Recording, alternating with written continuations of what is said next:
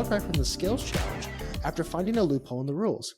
Though Wemby checked with multiple officials, the NBA deemed his performance worthy for disqualification, much like Nico Harrison, who has disqualified himself from going out in public. Welcome to Moonstampcast. I am Jorden. This is my out for personal reasons to my traded for being fat, Brian. Brian, how are you doing? I'm doing okay, man.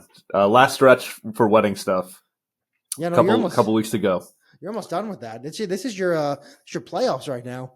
Yeah. You should actually just call it that. Be like, it's my playoffs right now. It's my playoffs right now. I like that. Yeah. Well, I guess there's multiple rounds because there's travel for the first wedding and then travel back for the second wedding. So, no, you're going to a different country as well to get married. So, congratulations to you.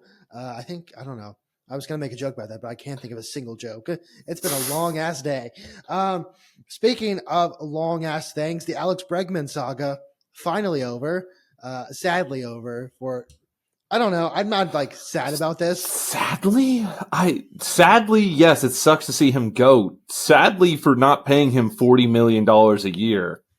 No. Yeah. I would have despised if Crane would have said 3 years, $120 million. Now there's opt-outs. He has an opt-out after 1 year, but I don't know why he would do that. Don't get me wrong. He hits really well in Fenway for the limited visits that he's had there, but I love Alex Bregman. He helped us win 2 World Series. I'll never forget that. He was the heart and soul of the team. He was the voice of the team. Yeah. No. Altuve was the soul, but Bregman was the heart and the voice. And $40 million a year is a lot for a player that shows up half the time. He is historically slow in April. And then last year, it took him half the season to get his bat going. Yeah, I mean, the Alex Bregman conundrum is you spend half the season going, please, for the love of God, just hit the ball. And the other half of the season, throw to him, throw to that man right now. Which is I don't know. It's nice, but it's very frustrating when you want, in the Astros last season, where for the first 2 months, 3 months, you were looking for someone to step up. I am very, very much okay because his best season, I think, was 2019. I am very much okay not paying him $40 million a year for the next 3 years because he'd be an idiot to opt out of that. So far, these are the rankings of how much money everyone's theoretically making per year this year. Ohtani with $70 million, not making that, but theoretically. Soto with $51 million. Wheeler with $42 million. Judge with $40 million. And Bregman with $40 million. Now, I love Alex Bregman. He's not in that conversation whatsoever. So he's a top 5 player per year paid right now? Yeah. No. Love Alex Bregman to death. He is not a top 5 player in the MLB right now. I also looked up his Fenway stats. He's a .375 batting average, which is amazing. 7 home runs, 9 doubles, 15 RBI, 750 slugging percentage, and a 1240 OPS. Which is, that's actually kind of insane. Now, you can say, when do they play the Red Sox? Is he going to keep that same consistency with his the way he plays baseball? Answer: it was the playoff runs. It's actually excellent. The early playoff runs. Yeah, that's an excellent observation. Maybe he, actually, I was going to say in 2017 he used some advanced listening tactics, but actually they were away. So yeah, I'm okay with him being gone. I saw some tweeted, and I would have to find it, do projected WAR for the next season, and he was in the threes, 3.1. His WAR is probably somewhere more in the fours because it's been in the fours for the last 3 years or so.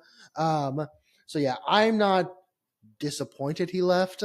It also seems like third base is not going to be given up easily at the Red Sox organization, which I don't understand why you don't have that conversation beforehand. I don't know why your third baseman goes out and talks about that. That feels like something you talk about beforehand. Say, hey, Alex, you're playing shortstop or something. I don't know. I don't know what the conversation is, but it's not a good start to his tenure in Boston, in my opinion, at least. But I'm an idiot, so who knows? I also thought that, I don't know what I thought. I thought a bad thing. I thought Bo Nix was going to be a good quarterback. Is it bad that this hurts significantly less out of the 3 big? So the big picture of Altuve, Bregman, Correa, and Springer on the couch and one of them's hugging the other one or whatever. Right? You know what picture I'm talking about? Yes. Okay. Yeah. Out of that one, out of those four, it's definitely Bregman's departure that hurts the least. I don't know if it's because it's like a battered child used to it now, or if it's just Correa wanted money, but Correa was the Bregman before Bregman was. Like he was the loudmouth. He was the clutch hitter. He was the voice of the team. He was a fan favorite. Or if like Springer was just, everyone loves Springer. No one had a bad word to say about Springer ever. And his departure very quietly. And when his departure was more about trying to, I don't want to deal with this anymore. I'm just going to go to another team and I'm going to get paid, but I'm not seeking a huge contract like comparatively to what Correa and Bregman have done. But this one hurts the least in my opinion. And I don't know if I'm just numb to it.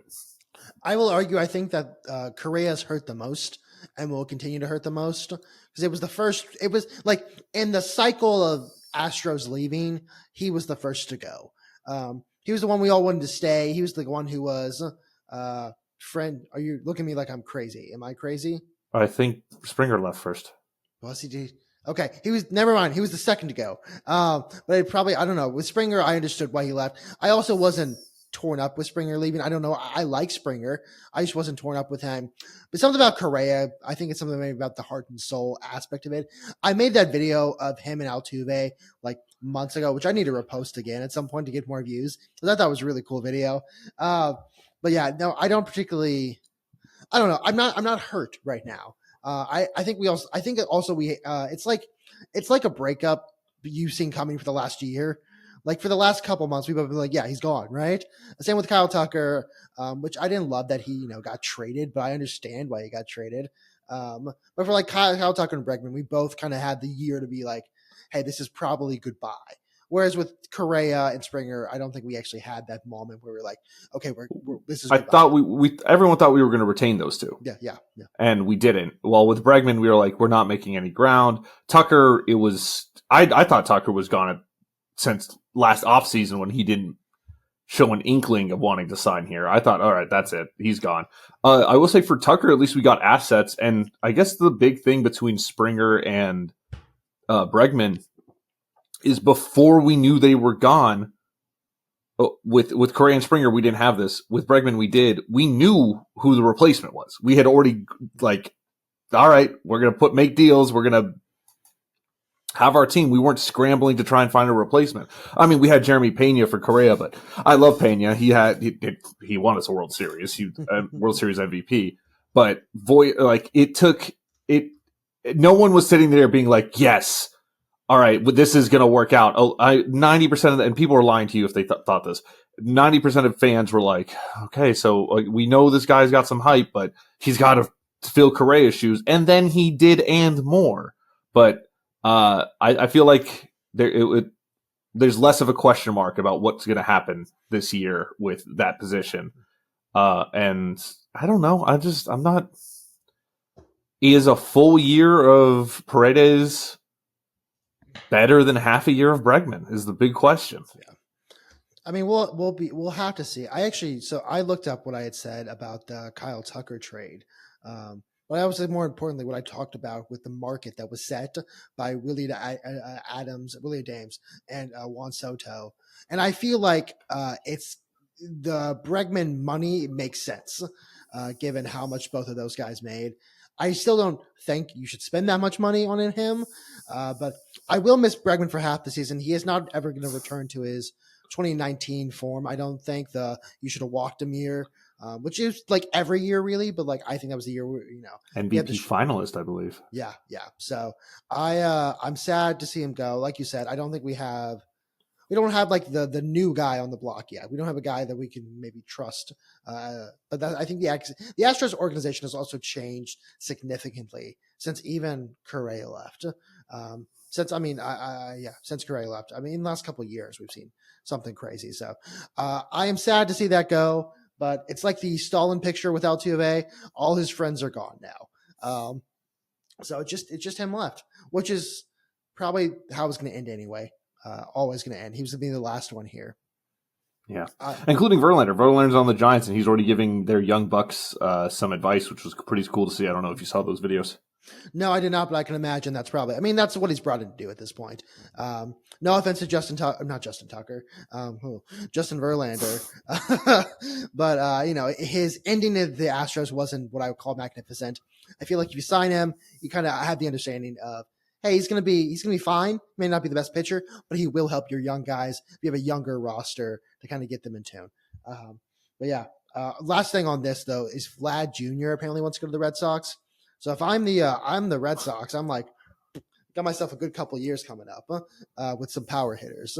So actually, I have one last note after this, which we talked about a couple of weeks ago, kind of. Joe Buck will be calling, I believe, the wild card round or the first round of the MLB playoffs, or a couple games there because ESPN has it. So I'm excited to see that because we talked about how we kind of missed Joe Buck on the call, and so he's back, which is fun to see. Yeah, that's all I really have for baseball. I mean, spring training is like kind of beginning a little bit. We have pitchers and catchers reporting, but we're getting reports in slowly but surely. Giancarlo Stanton probably out for the year, which both elbows. But yeah, that's actually kind of crazy. You've heard both elbows. Now you can't just get one; you got to get both. That's the Yankees curse. So we'll see you not in the playoffs this year, Yankees. I should not clip this because I will come back to haunt me. That I wouldn't go that far, amigo. I can go as far as I want because I am a hater. As we will see with the awards coming later in the show. Brian, do you have any last thoughts on baseball? Any last notes on baseball? No, let's go over to college basketball. Do college basketball real quickly. Auburn versus Alabama was this weekend. You bet on it. Or you hypothetically bet on it. I watched it. I will say this. One of the criticisms of college basketball is it's not as good of a product as the NBA. I think this showcased that because Alabama could not shoot a three to save their life for like the first half of the first half. With that said, it was so much more fun. The game was fun. The atmosphere was perfect. There was a point when I think Alabama was – I think they were tied or within three. I think they were tied at one point in the second half, and they just hit a three. And I was like, I think they had stolen the ball and they were going to go hit a three again, and they didn't hit a three. But it just felt like, holy shit, they're going to do it. They're going to win this game. They did not win the game. Unsurprisingly, I thought fun game though. It was a fun game. There's a chance these teams play 4 times this season.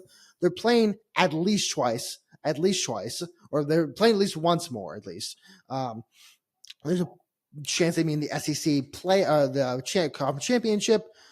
I don't really know what their bracket looks like right now. We're gonna have to see because Alabama also has a gauntlet at the end.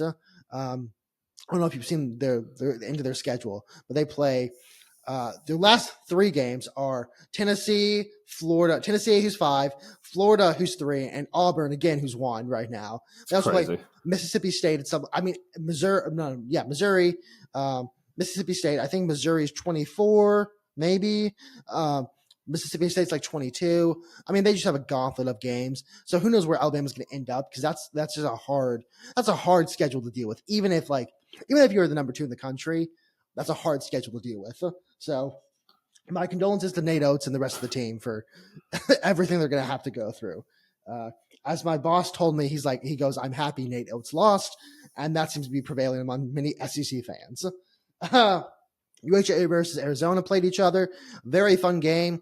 It was someone's going to correct me. It was the rematch from the 2022 Sweet 16. It was a great game. Not if you're a fan like me. It was not a great game for me. But it was a great game looking back on it. Much like Iowa State versus UH this weekend on Saturday. I realized I think we were talking offline. I spoke and said I was going to that game. I'm not going to that game because my heart could not handle that game. It is very hard for me to watch that game because it's a fun game. UH just does not look like they used to look. I'd like to give a shout out to Illinois, who somehow ended up at about 6 minutes and 48 seconds left. It was 65 to 67, or no, 63 to 67. Maybe it was 60. I don't know, but it ended up like 70 something 65. And Illinois had 67 points and they had 65 points. They lost 2 points in that span. Congratulations to them. They also had a Terrence Shannon Jr.'s jersey upside down before the game. So just really, it's like when you try to break a champagne on the ship and it doesn't work. Felt like they were going down that one. last thing, High Point University, who is number 1 in the Big South Conference. Brian, you may ask, who's in the Big South Conference? Whoa. Presbyterian. Other schools are also there. Now, why do I mention them? Because they received 1 point, 1 AP top 25 vote. Nice. Which is huge because it's the Big South Conference. I think they have like US Charlottesville.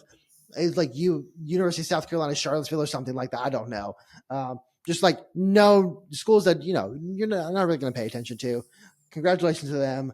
But yeah, I realized I probably should just start putting the games to look forward to this week. But as we go into the end of conference play, it's going to be very fun. We have about, I believe, 2 weeks left. Yeah, 2 weeks left. Your wedding is technically the second to last day, but it's also the last day of conference play. There's like one game, which actually might be Duke, North Carolina on that Sunday. But technically, I mean, yours is the last day mostly. So if you see me in the corner, ushering people in and being like, it's because of basketball. You're just like, yeah. Come on. Hey, bride or groom. I'm like, bride or groom. And then, make the fucking three. Yeah. Stop shooting three. Just go for the short pass. Nate Oates, I hate you. Actually, because Nate Oates doesn't, it's not that he doesn't allow them. He just says, don't shoot mid-range shots. You either go threes because they're like the theoretically most efficient or you get the most points, or you go in close to the rim, go into the paint, get a 2 there. So no mid-range shots. And at some point I go, Nate, the shot's open. Let them take it. Nathan, who I call him Nathan. So that's my college basketball update. I love college basketball. Like maybe it's fun, man. It's fun. It's fun. It's not like it's not technically good because again you'll watch games and be like, oh my god, these guys can't shoot the ball, but it's so much fun. Yeah, but they're 18-year-old, 19-year-old kids compared to and you're comparing it to the professionals. But it's fun. You know what wasn't fun? The entire All-Star weekend for the NBA. Now hold on.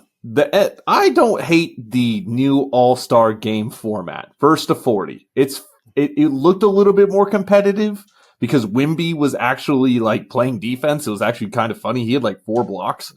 But overall, what a fucking waste of time weekend. And man, I don't know if I should say this. I'm so fucking done with Kevin Hart. I don't think he's that funny anymore. He's just like, he almost feels like an industry plant. Now, he's established, obviously, but the way he's just being forced down everyone's throat constantly for the past 10 years. He was on so much of the NBA All-Star weekend that I was just like, I don't shut him up. I don't care. It's kind of crazy to me that Adam Silver had been like on this press tour trying to advocate for the NBA. We had talk about, what's happening to the NBA, why are the ratings down, which, as Ryan Russillo pointed out, the first quarter that everyone's freaking out about was against the election, which like, kind of hard to beat that. Yeah, it's kind of hard to beat that. But you go on and on about, we're going to get ratings, we're going to change the All-Star format. And I think there were 48 minutes of basketball played in 3 hours. Yeah, that's insane. That's such a waste of time. I agree with your Kevin Hart take, but I also never thought Kevin Hart was funny.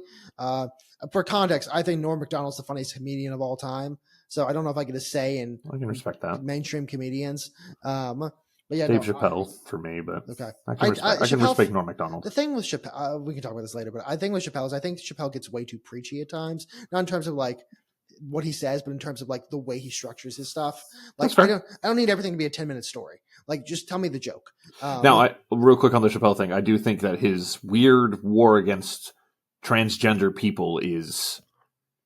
It makes me very uncomfortable. So then I'm going to default to my next goat. And that's Bill Burr. See, I think Bill. So this is my problem with a lot of comedians. I think their shtick gets too much for them. Like I think Bill Burr's shtick is just like being an old angry man, but except he was never old. Like he is old now, but he wasn't back in the day. The Philly rant. Love the Philly rant. Oh my god, it's so funny, and it's so deserved. Like, listen, Philly had their week; they can pretend like we care about them, and then they need to go back to just being a TV show. Philly's a scumbag city. Yeah. I mean, there's a reason. I don't know if you remember when we talked about the Maple Leafs fans getting punched by Phillies fans. Which again, just scumbags. I feel like, you know how sometimes the State Department gives like advisories to places when you travel, like if you go to Somalia, be careful, like have a will, whatever. It's like the Canadian State Department needs to have a thing for Philadelphia where it's like, hey, don't taunt fans because you will not come back with all your, I don't know, your teeth. Yes. Your face won't be as pretty. There will be purple spots on your face because of Philly fans. Just a bunch of scumbags. Just if you want to transition real quickly to a punching and just kind of compare the two. I like that transition. My transition was going to be, you want to talk about a good All-Star break. Yeah, it's a political tension. I loved that. I think United pronounce their names Kachuk, the Kachuk brothers, just immediately going, we're going to fucking fight. Listen, say what you want about the state of the country, say what you want about the state of patriotism, whatever. Never been more patriotic than seeing an American beat the shit out of a Canadian guy on ice. On their sport. I think it was in the 90s, maybe the 80s or 90s, that like 80% of players in the NHL were Canadian, and now it's down to like 40%. This is like with soccer. If our best athletes played hockey, we destroy you. Like if JJ Watt continued with hockey, instead of football, he killed all of them. Now JJ Watt, one of the best defenders of all time, of course. At the same time, he played hockey. He would have killed people, and I appreciate that. I was so happy. It was fun. Like I know Finland, Sweden wasn't the same, but it's fun to see that. We picked a good year to get involved with hockey. The U.S. versus Canada rematch is going to be the day that this airs, Thursday, and that I'm so excited for it, dude. It's crazy how excited I am for it. Now, of course, okay, so we both don't know what we're talking about. Just heads up. Yeah. From what I understand, Sidney Crosby always shows up in big games. And who knows? So as it was explained to me as a guy who doesn't really watch hockey, like this is my new thing. I know names. Like I saw William Nylander and I was like, I know that guy. I saw Nathan McKinnon. I'm like, I know that guy. He just only scored like 21 goals, but has a lot of points. I have been told by good authority that one of the things that's going to happen is the Canadians are going to show up for the final. And who knows if the Americans are still going to have that like rah spirit. Now, I think the final's being played in New York, maybe? I don't know. Who knows how many Canadians show up? Hopefully a lot, so they boo the anthem again. Because that would I think that's what did it. I really do think that's what did it. 100%. Like, listen, like, it's like I can talk shit about the country. If like an Englishman starts talking shit, I'm like, okay, buddy, let's calm down. Slow your fucking roll, bud. Slow your roll. Go back to your beans and fucking toast. Yeah. Every time like a Canadian or like anyone from like the thing is like I don't like allow someone from like Botswana to talk about it. It's okay. But like if one of those smug fucking Europeans and Canada's like technically still a little European. They're in the Commonwealth Games still. All right. I'm going to still count them as European. I think the king is on their money or the queen was on their money. I don't know. With that said, those guys don't get to have an opinion. All right. You guys speak French in your country for some reason. It's very annoying. Whenever like Trump was talking about, hey, we're going to take Canada as the 51st state. It was like, 51st state Canada, Quebec, pending. Because no one likes Quebec. But yeah, no, I don't want to hear their opinions on this. And this is not political. This is just, I hate Europeans. This stays in. This stays in. Yeah, this stays in. All right. I feel like that's actually a really common opinion. It's like, I can do it, but like you can't. Like, yeah, it's like picking on your sibling, right? It's just like, haha, I make fun of my sibling. It's like someone else does it. You're like, what the fuck are you doing? Like I can make Who the fuck do you think you are? I can make fun of California. If I see like a Frenchman start talking, I'm like, okay, let's slow your roll. Listen, buddy. Well, let's slow. Our wine is better. It's not, but like our wine is better in this conversation. My opinion changes on who I'm talking to in that context. I know nothing about wine. It's been a lot of fun, and I know I already said it, but I'm super looking forward to Thursday. I cannot wait for that game. No, and again, it was the perfect encapsulation of two sports going two different directions. I mean, you say what you want. The NBA is still going to be the NBA. It's still going to get ratings. It's still going to get people to watch it. You're still going to have people who care about the game. With that said, if you're like All-Star Weekend to show off, like this is the time to show off our product, other than maybe the finals, is Kevin Hart, which, by the way, people have been tired of Kevin Hart for 10 years at this point. A tribute to a show. Like, I love the Inside the NBA is a cool, great show. Love it. They're not dying. They're just going into a different channel. Like, I didn't understand the tribute. That was kind of weird. I think it was TNT because TNT hosted it's channel wars. It's like how YouTube TV and Paramount are fighting each other. By the way, YouTube TV, if you don't let me watch March Madness, I don't know what I'm gonna do, but I'm gonna be very angry. I'm gonna write a Fubo. As long as it's not Tubi in that weird fucking hack commercial. That said way too many F-bombs at this point. Me too. I've been trying to cut it back, and then for the 3 or 4 phrases in a row, I was like, "You fucking fucks, fuck." I was like, sorry, I'm very expressive in my thoughts and feelings. What was I? But you have basketball, you have the NBA, and then you have hockey who are like, oh yeah, there's political tension and fights in ours. Like we're gonna let guys fight. Like JT Miller just got a little angry, and fought a Canadian. This is beautiful. It's a beautiful sport. And handshakes afterwards. That's the best part. Yeah, handshakes afterwards. Thinks some of the guys are going to go play on the team together after this. They're going to be like, whatever, brother. And they're going to see each other in the NHL. So it's just, I don't know. There's something about the sport where it's hard to explain. It has something that other sports do not have, which is that it's I don't know. I don't want to be it's like combat actually, but I don't know. It feels like, I don't know. I wish football players could fight. I wish everyone could fight at some point. Yeah, it's a tale of two cities. It's a really shitty all-star experience in my opinion, and a really awesome week-long just holy shit, watching every moment of hockey. It's just it was a tale of two cities. It was the worst of threes and the best of beating the shit out of each other. A tale of two cities. I will say, going back to the opening joke real quickly, justice for Victor Wembanyama and Chris Paul for the skills challenge disqualification. First of all, if nothing explains the NBA right now better than trying your best to figure out how to beat the game instead of playing the game. Mm-hmm. With that said, Wemby did ask multiple officials, and they all said, hey, it's cool. It's within the rules. Technically, you can just throw the balls. Nothing's better. It captures the entire spirit of the NBA. I blame you, Daryl Morey, for everything that has happened. I will never let Daryl Morey's, choices go. Rio Grande Vipers or whatever. But I think that's ridiculous that they got disqualified because they played within the rules. It's also the most Chris Paul thing to finally win something or try to win something and then immediately be disqualified. So congrats to him. Yeah. Well, going from there, we have some awards to give out, Jordan. Mm-hmm. So I technically have 7. I ended up with 7. Okay. Do we want to do where I do one, you do one, and we'll just trade off? But sure. 2 of mine are joint together, so it's not like there will be 2 floaters at the end. Okay. I'll start off.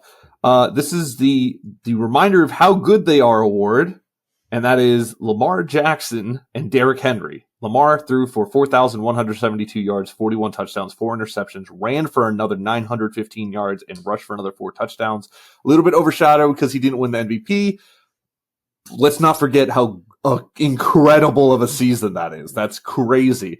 And then Derrick Henry, who was overshadowed by Barkley breaking 2,000 yards and winning the Super Bowl, obviously, he ran for 1,921 yards and he had 18 total touchdowns. That's an incredible season. So that's just 2 players that had incredible seasons that didn't walk away with really any accolades. And the 2 part of this is I want to congratulate the Ravens for next year's Super Bowl. They are going to win the Super Bowl next year. Not just because of their play, on the field, but because yesterday, Ravens offensive guard Ben Cleveland was arrested for a DUI charge. Jordan, where do you think he went to school? Brian, the only place that teaches you how to drink and drive while playing football, that is the University of Georgia. Correct. Who was on the Eagles for the Super Bowl winning Eagles that also had a car related incident a couple years ago? Oh, what's his name? Not Laramie Tunsil. Tell me. Jalen Carter. There we go. Jalen Carter. There we go. So, Bird Team, Georgia, car problems. I'm just saying, this seems like this could be the launching point for the Ravens Super Bowl next year. But yeah, in reality, it's because I think that team is incredibly well coached and is an incredible team. They were a Mark Andrews dropped ball away from going to the conference championship. So I think they'll be back, and I think they're going to be so thirsty for it because they're tired of being around the doorstep. Now, I do think the Bills and Ravens will be on a collision course for this I think it's going to be that would be such a fun AFC conference title game, and I really hope that's where we're going. But yeah, that's the reminder of how good they are award and my way too early Super Bowl win next year. Okay. I feel like every year I also have hope in the Ravens, and they just let me down, like Mark Andrews did. I will say something about what you said. Saquon Barkley, 2005 yards of rush, 28 years old. Derrick Henry, 1,921 yards of rush, 31 years old. I feel like there's some math we can do. We make it actually look better for Derrick Henry. Yeah, there's definitely like some equation. You could spin those stats for sure. I'll go. I mean, I can spin it. Not to bring up Barcelona, but there's a Stephen Shea thing where he's like, he's never run for more than like 2,000 or like, it's like some very specific, oddly specific number. You can tell it's just because there was like one below that. It was like he's only had one season, or like he's only had 2 or 3 seasons of rushing for 1,900. No, it wasn't 1,000. It was like 1,650 yards or something like that. And then they were like, oh, well, he has like 3 seasons at like 1,630. Yeah. It's like that. I feel like we can do something with that. So I like that. My first award, I would like to give it out. It's based on a tweet. It says, the haters said I couldn't do it, and they were correct. Shout out to my haters, to the Chicago Bears. Everyone said in the NFC North and probably around the country that they could not do it. And Brian, they did not do it. And the haters were, in fact, very correct. There's also something to be maybe in this about ownership, but I don't want to go into that. So, yeah. Rest in peace. I'm not going to make you cut what I'm about to say, so I'm not going to say it. There you go. But yeah, shout out to the Chicago Bears for being a very bad football team. I think the Bears have some good things to look at when it comes to Caleb Williams in the future, but you'd ask any Chicago fan, they'd have to be disappointed with the way the season was. All this hype around them. They're making all these moves to get all these weapons. Their defense is this good, or supposed to be this good. Caleb Williams is the next Andrew Luck, the next savior. You could pull any Chicago fan and they would say they were disappointed in the season. That doesn't mean they don't have a good trajectory or anything. I'm just saying for this season, they're probably disappointed in the outcome. And I would wholeheartedly agree. Yeah. I mean, I think we came into the season being like, they may win the NFC North and go even farther. And then 3 teams from the NFC North made the playoffs, and Chicago Bears were not one of them. So shout out to them. Yeah, I mean, there's something to be said that they're arguably playing in the toughest division in football. Arguably. I still think it's the AFC North, but they have to play 6 playoff teams guaranteed a year. 6 games with a playoff team in it guaranteed a year, plus all their other games that they're going to have scheduled. But they also didn't help themselves at all during non-playoff team games. Mm-hmm. I'm speaking. Actually, I was going to say speaking about the Commanders game, but they didn't help themselves there either. They're a playoff team, but they did not help themselves there. Yeah, that was bad. Yeah. All right, Brian, what's your second award? My second award is So That's What That Feels Like award. Patrick Mahomes and the Chiefs fans are the winners of this award. Patrick Mahomes was pressured 38.1% of the times in the Super Bowl, and people were like, wow, he's had no time. He's getting his shit kicked in. Oh my God, our poor baby boy. Oh my God, someone please give him some time. CJ Stroud averaged 39.4% pressure rate against him this year. So this is so that's what this feels like award to the Chiefs, to Patrick Mahomes and the Chiefs fans. Now, this is not a shot at Chiefs fans. This is a shot at our offensive line, our offensive play calling. Thank God he's gone. And those weirdo stands that seem to exist for our offensive line and for he who must not be named, our former OC. I see them on Twitter coming to their defense, and I'm like, under like every other under posts that are like, holy shit, CJ's getting killed. Like, give him time. There's a couple people that are just like, it's not that real. It's not the scheming, or it's actually the scheme. Like, they're defending the play, and I'm like, no, fuckers, it's both. It's both. To average almost 40% pressure rate is insane for a season. So that's that. Yeah, it's just, I had to make it about the Texans somehow. So sorry, Chiefs fans, that you had to go through that, but now you got to go through what we went through for 17, 18, 19 games. There are some people in this world who you can tell failed pattern pattern recognition drills in third grade, and they just continue to exist. And they made it to talking about football. So you look at Bobby Sloak and you're like, it's actually not his fault. I am going to implore that you do not vote in the next election. All right. My second award is the Cartoon Mob Boss Get 'em Boys Award to Byron Murphy, who was targeted 119 times this season by opposing quarterbacks. So, Byron, thank you for taking a lot of hits. He had an okay season, but he got targeted 119 times by opposing quarterbacks, which was actually far and away pretty high. So good for him. Thank you for your service, and sorry for your legs. Yeah, that's fucking hilarious, to be honest. I don't have anything to add to that. That is just that name is perfect. My next award is called the Hey, What Are We award. And that goes to Brock Purdy, because he is probably one of the most polarizing contract debates that I've seen online. Is people are like, pay him, don't pay him. He's a seventh round, like he was Mr. Irrelevant. He's not that good. He's been exposed this year. He got a little exposed this year, but that's because he was out without Christian McCaffrey. That's huge. I don't care who you are. That's a top 5 running back in the league and top 3 pass catching running back in the league. Missing that is going to hurt you no matter what. He's missing his wide receiver 1, Brandon Ayuk, for almost the entire season. And then Deebo Samuels just fell off a cliff. Like, he was horrible. And Purdy still ended up putting 3,800 yards, 20 touchdowns, and 12 interceptions, which is not great. But I have no idea what this contract is going to look like. So it's Purdy is looking at the San Francisco and being like, hey, what are we? Am I your franchise quarterback? Are we going to continue doing this? Like, what are we? They're going to swap, get Shador Sanders out of nowhere. It's going to be like, oh, do you know, don't have to worry about him, baby. You don't have to worry about him, Brock. Shador's nothing to me. And then Shador's like their first round draft pick, which he won't be. But yeah, no, Brock Purdy's an interesting fellow. I'm interested to see, 1, what next season looks like. 2, actually, just thinking about this out loud because the haters award.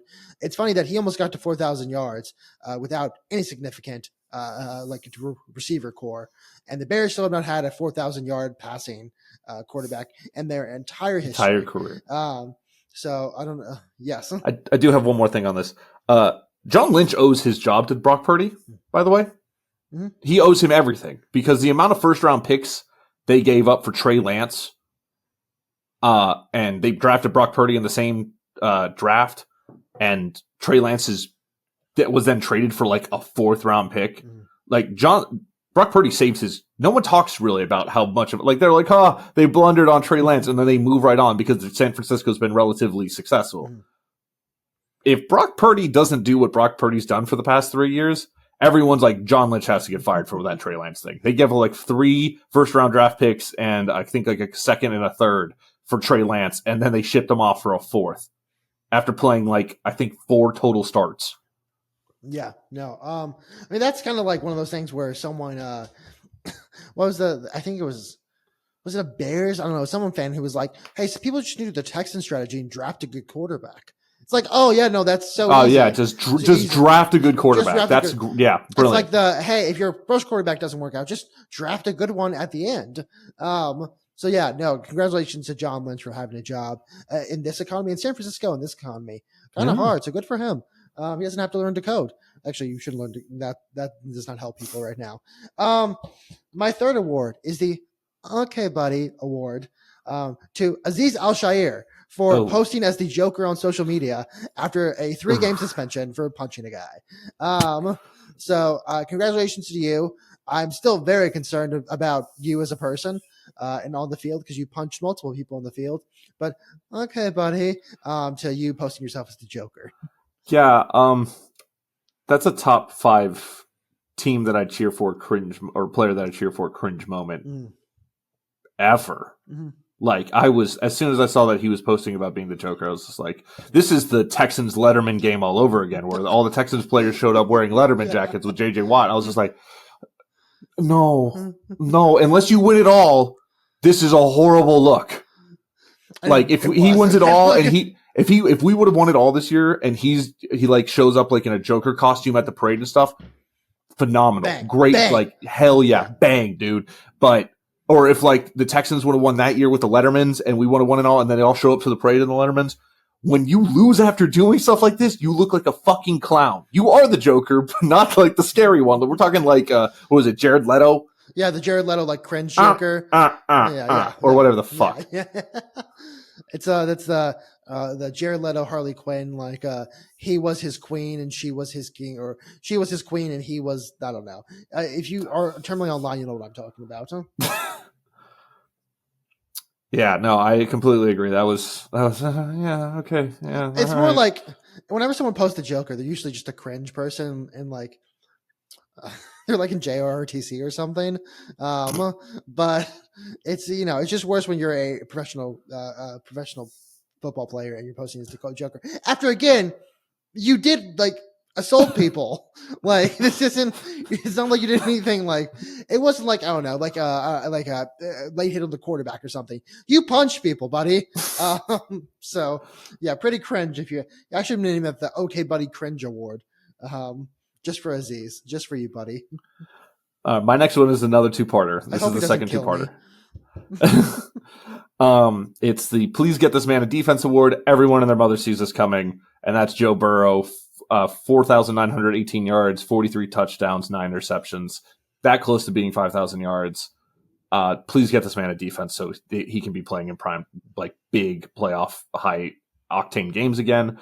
Now, the two-part of this award is the Darling, You Are the Only Exception Award, and that goes to Trey Hendrickson, who had led the league in sacks with 17 and a half sacks this year. So, congratulations to both of you. I feel so bad for both of them. Yeah. Joe Burrow kicking ass all season long, and Trey Hendrickson being like, I have a sack a game. Please help me. There's going to be like, Joe Burrow is going to have to go somewhere else at this point because it's just never going to happen in Cincinnati. I can already picture like the Scott Pilgrim versus my GPA edits to Joe Burrow in Cincinnati leaving for probably, honestly, at this point, like Indianapolis or something. Just given how the quarterback. Please no.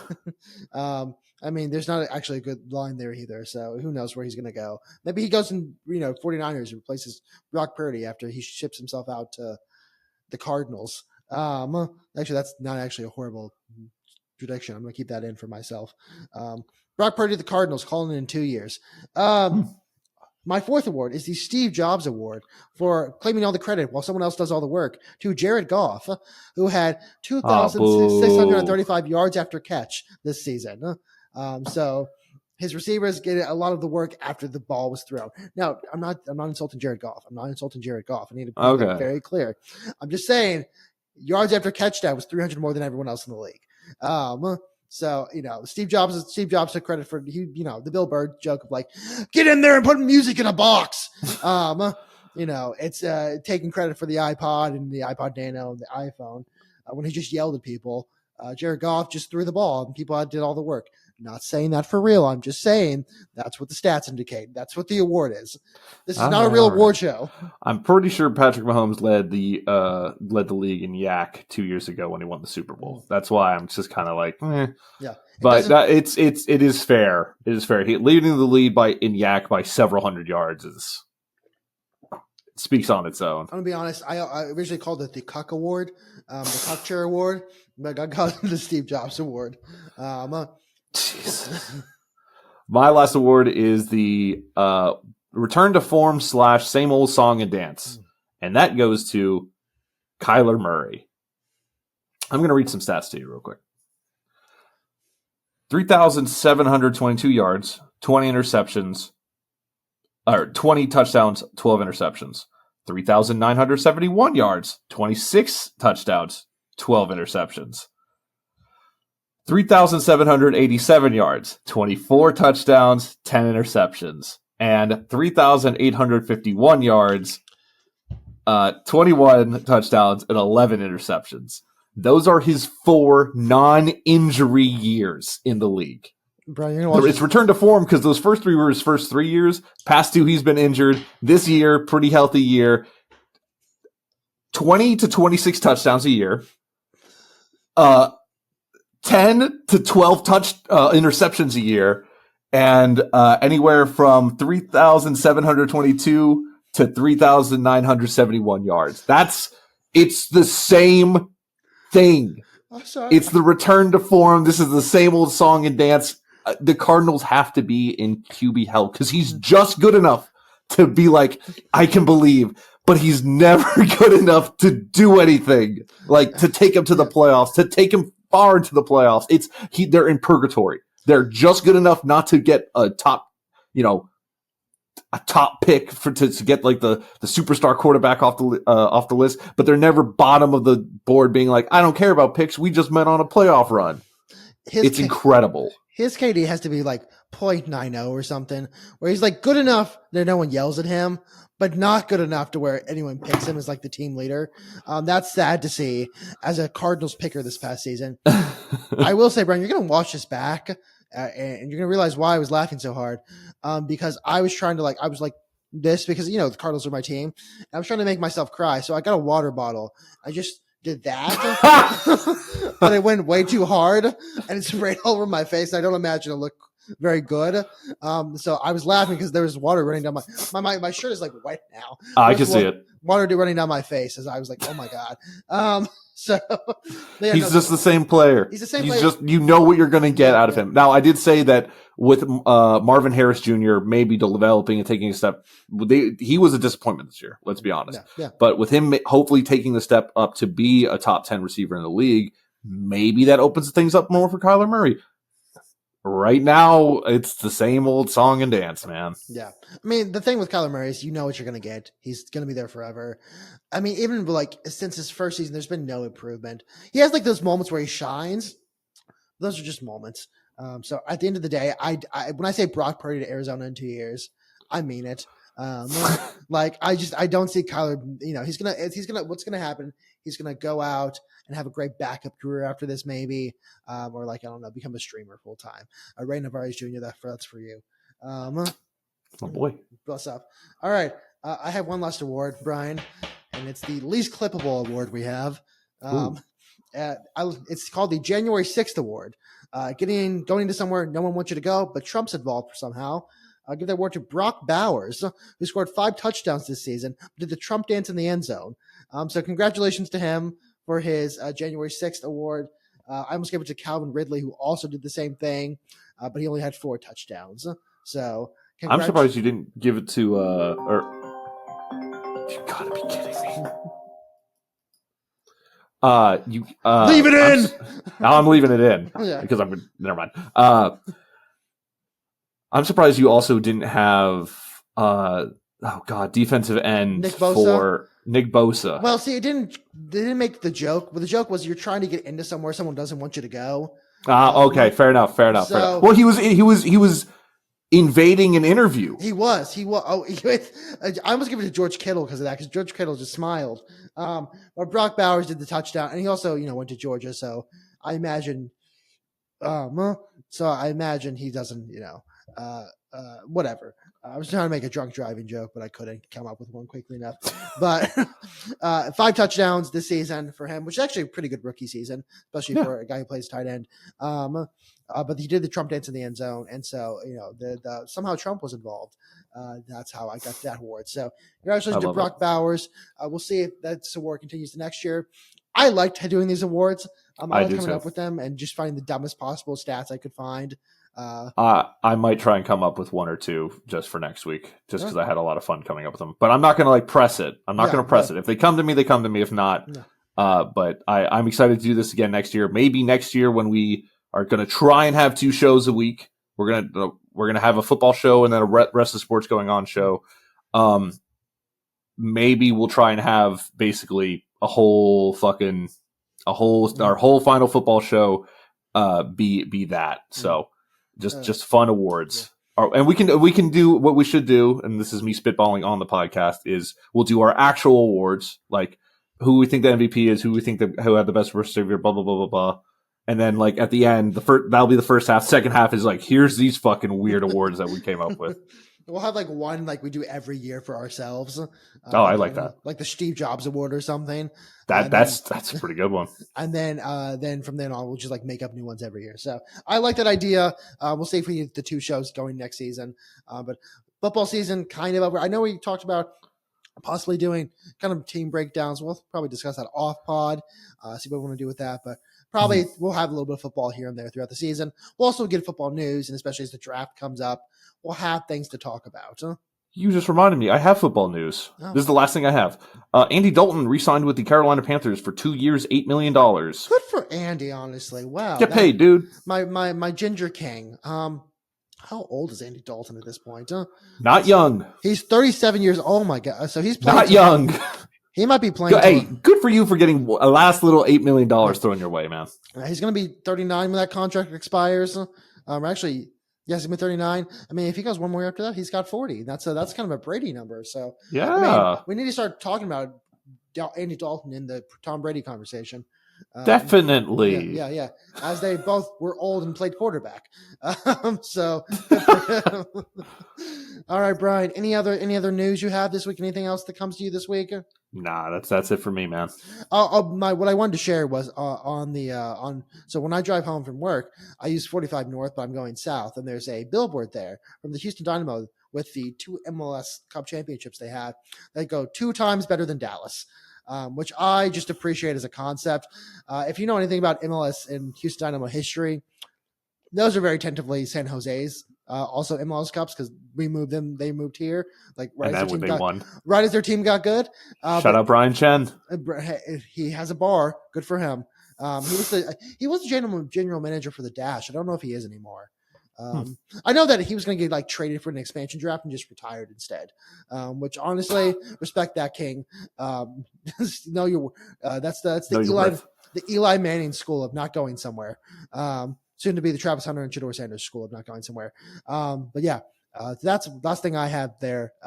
Shout out to just hating on Dallas, which they've had a rough month. So let's make it worse. Brian, where can the people find you?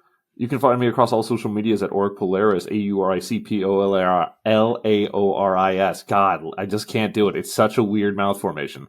If you are listening to this, as soon as it comes out, I'll be streaming this afternoon, continuing the Soul Link, which is the stupidest thing I've ever decided to do.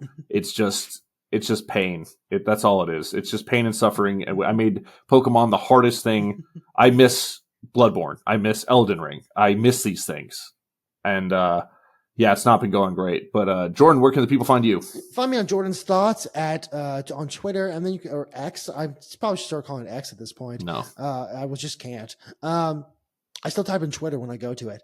And you can find me at Moonstamp Sports across all social media platforms, YouTube, Twitter, Facebook, Instagram, and TikTok while supplies last. I will be blogging more. I say it every week. I've been the blogger in chief of this blog. I have like multiple ideas. I just never come to fruition because they all come out on the pod instead. So I'm hoping that with football kind of not dying, but like football down, maybe I'll have some more time or force myself to have more time. I think I just saw lightning. I don't know if you saw that. I saw it on your screen. Did you hear the thunder? Holy yeah. That was close. All right. Well, me also while supplies last. I think I'm getting hellfire rain down on me. Thank you guys so much for listening. We'll see you next week if I survive this. Please stay beautiful.